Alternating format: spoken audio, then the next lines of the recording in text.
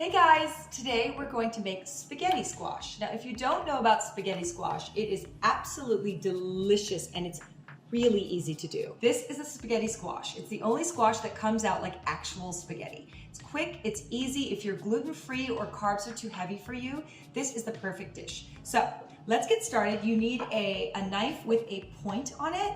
Most people use paring knives. I don't have one with me today, so I'm just gonna use this a little bit bigger knife with a nice point on it. You need a bowl for the seeds, a little olive oil, a little salt, and a tray for baking. And I have my coffee.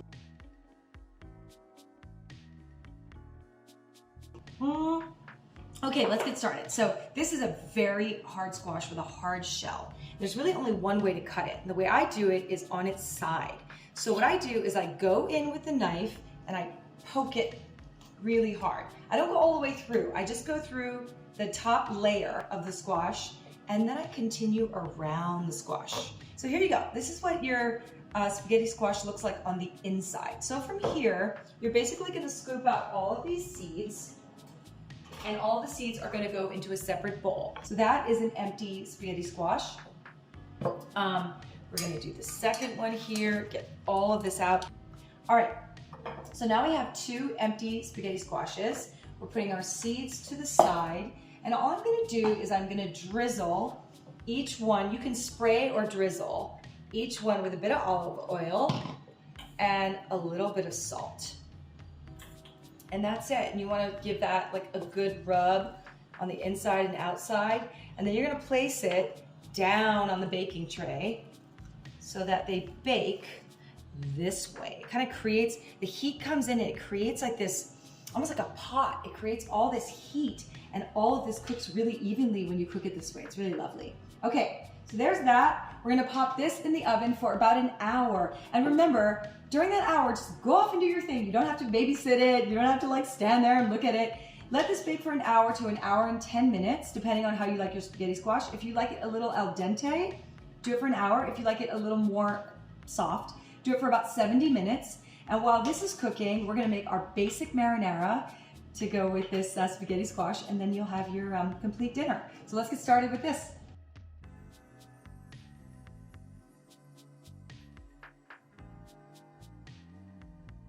It's time to make our simple marinara for our spaghetti squash.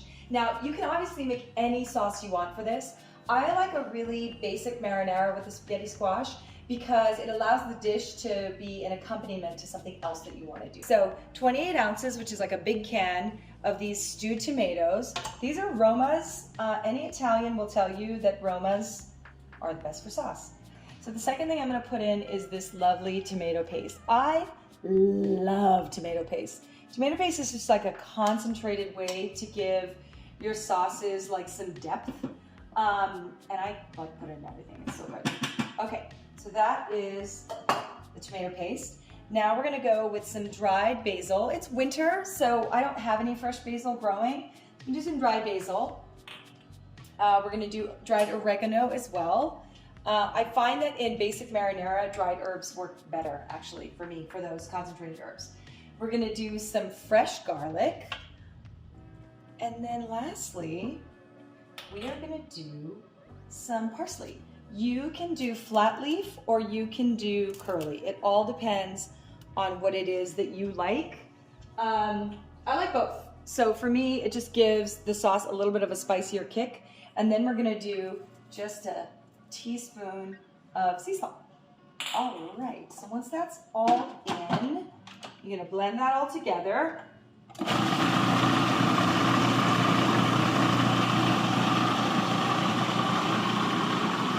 And that should get it all. I usually only do it twice. You get a little tasting spoon just to see how this turned out. It's so basic. Like it tastes like spaghetti. Sorry, not spaghetti. Pizza sauce. That's on top of pizza. So that was super easy. I still have, I mean, maybe 15 minutes with that in the oven. So put this aside. It's ready to go. Once the spaghetti squash is done, we're gonna scoop it out and we're gonna add it to this, and it's gonna be your delicious, delicious simple dinner. So our spaghetti squash is finally done. I left it in for 70 minutes because I like having a little bit of a softer spaghetti when it's squash based. This is what it's gonna look like. It's this like lovely caramelized sort of on the outside, and you can see it's kind of pulling away from the skin a bit. That is done and gorgeous. Look at that. Yummy. Okay, so this part is always super fun for me because I just can't believe it every time I do it. Spaghetti squash really is spaghetti-like, and we're gonna start to pull it out of the squash, and it's really quite easy, and it really looks, doesn't it? Doesn't it look like noodles? So this is our spaghetti squash, and next step, we're gonna add it to our marinara. So here's our bowl of spaghetti squash and our lovely marinara. Look at this. That's just so rich and delicious. We're gonna add our spaghetti to the marinara. And look at what a hearty portion this is. This is just 2 spaghetti squashes coming together. And 1 28-ounce can of stewed tomatoes. And look at how much pasta it makes. It's so beautiful. So I'm going to put this on the stove. Put it on very low heat because you're really just heating it through, right? Everything is already cooked. So you don't need to cook anything. And I would caution you putting it on high heat because the spaghetti squash is probably the right consistency already. So I'm gonna throw this on the stove, make it a little bit warm, and get back to you in a sec. Now that this beautiful dish is warmed up and piping hot, I'm going to spoon it into this lovely bowl. And today, going full veg, full vegan, you know, obviously if you want protein with this, you can add protein to it, whatever you want to do. I'm just gonna work with what I'm working with. And what I'm working with is these gorgeous salted seeds from the squash that I roasted along with this. I'm going to top it with this little salt and pepper. And there you have it. A very digestible, simple, delicious way to enjoy a pasta without having all the pasta. Enjoy, guys.